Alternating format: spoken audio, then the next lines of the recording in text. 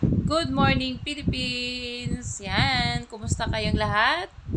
Lahat ng sulok sa buong mundo. So, ako po ay nangungumusta sa inyong lahat.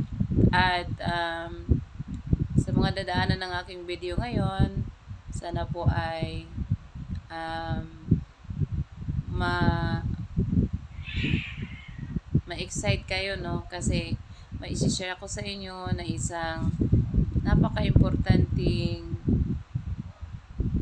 gulay na kailangan sa ating katawan at marami itong naitutulong, no? Ito, kilala nyo naman siguro ito. Yan. Okay? Yan ay malunggay. Ang malunggay, ang scientific name niya is Moringa oleifera.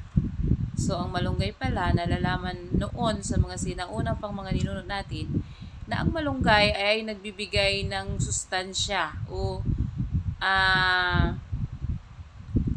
resistensya sa katawan natin, lalo na sa mga nanay na nagpapadidi ng anak. So, nagbibigay siya ng gatas, no? Maraming gatas sa mga nanay. So, alam din natin na itong moringa o itong malunggay, may vitamin siya simula A hanggang Z. So, buo ang vitamins na binibigay ng malunggay sa atin. Okay. Ang malunggay, tinatawag din siyang miracle tree. The miracle tree, bakit? Maraming mga magagandang naidudulot ang malunggay sa katawan natin. At kilala siya. 65 to 70,000 journals na nalalaman na ang malunggay ay mayroon palang 300 na klaseng sakit ang pwede niyang matulungan. So, kayo, ano bang mga alam niyong mga sakit? So, kung ano mang nasa isipan niyo na mga sakit, ay kayang matutulungan ng malunggay o kaya moringa.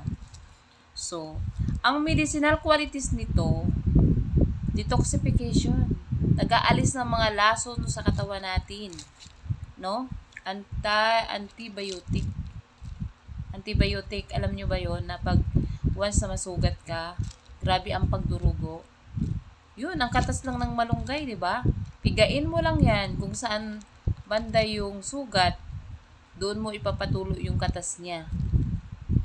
Automatic talaga mahinto yung pagdurugo ng sugat.